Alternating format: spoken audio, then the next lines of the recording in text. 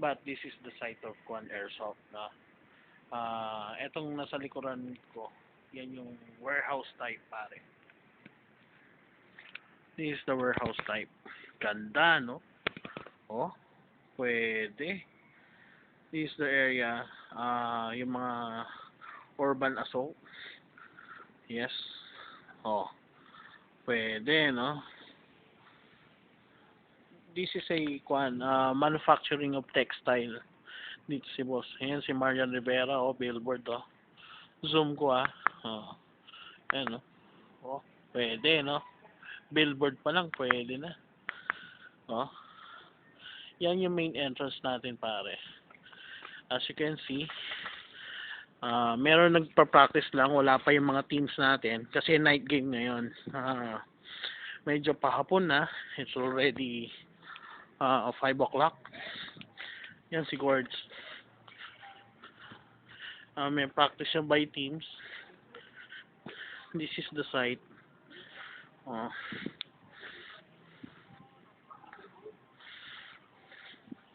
This one of the site is the urban.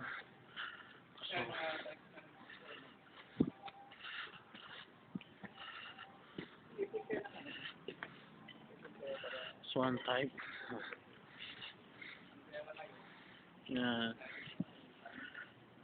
Medyo yan yung mga nagte-training ngayon sa site natin. Dito, oh. Diyan pwede magtago, Pepsi. Dito pare, warehouse. Ang lawak, no? Look, oh. Ito ginawa. Yan. Pwede magtago-tago dyan. Ganyan-ganyan lang. Yan. Ganda, no? This is the LZ Bravo. This is located at Muñoz along EDSA.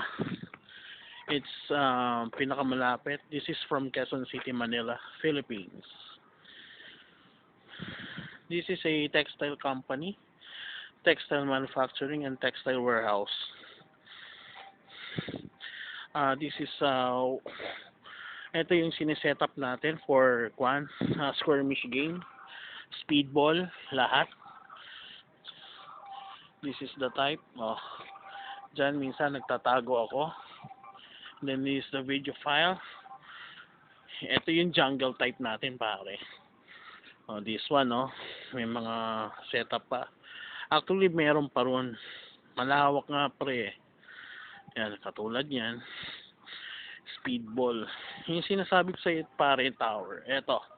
This is the jungle. 3 types yan. We have this jungle. Medyo papakita ko sa inyo right now. This is the skirmish type. Ito yung practice natin for what you call this, urban assault. Meron tayong urban war, urban site, CQB. Ito yung warehouse, pare. Yan mismo warehouse yan.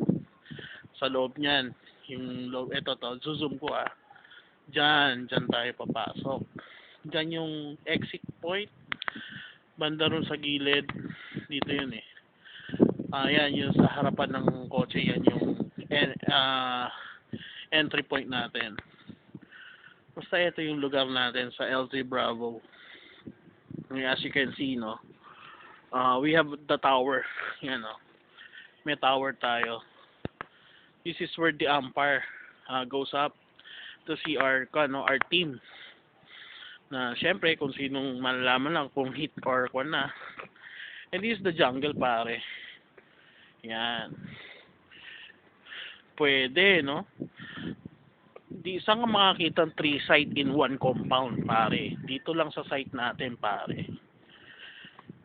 Here's the the jungle site. Pare, malawak yan. Hanggang dun yan, pre, oh. Yun. Gandulo yan, pre. 3 hectares to, Brad. Kasama na rin tong area na nilalakad ko ngayon. Yan, pare, oh. Parang prison break, to. Ito yung mga warehouse, pare. Yan. Haba, no? Oh.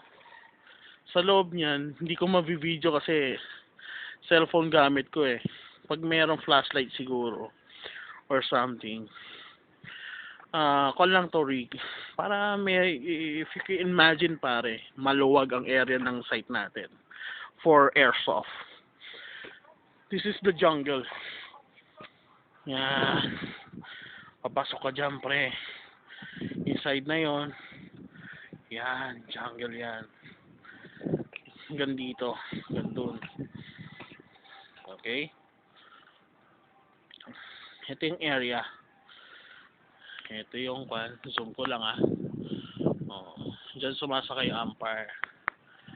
And as you can see, no, ito yung mga warehouse.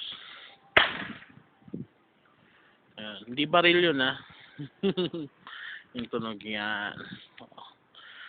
As I go again to the other side, ayoko na ron medyo ko na to yung sa likuran, hanggang dulo na yan, jungle pa rin yan. Yan, jungle yan. Yung likuran na itong yung mga yero na yan, jungle yan. Yan, masukal yan, pare. Oh, medyo pakita ko sa iyo yung yan. Yan. Okay? Ito yung urban. Dito naman yung ibang team, tatago. Diyan.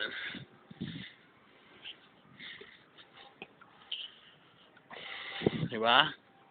Ganda Yan, taguan. Square me site. Yan. Set up. Yan. Yan ang mga setup guides natin. So maganda pre Di talo. Diyan, loob niyan.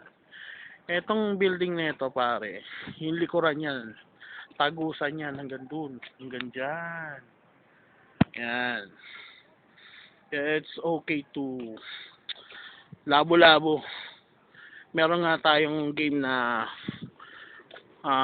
Black Hawk Down. Save the hostage scenario. Diba? O, pause ko muna. Punta tayo sa kabila. Ito yung main entrance ng building ng warehouse.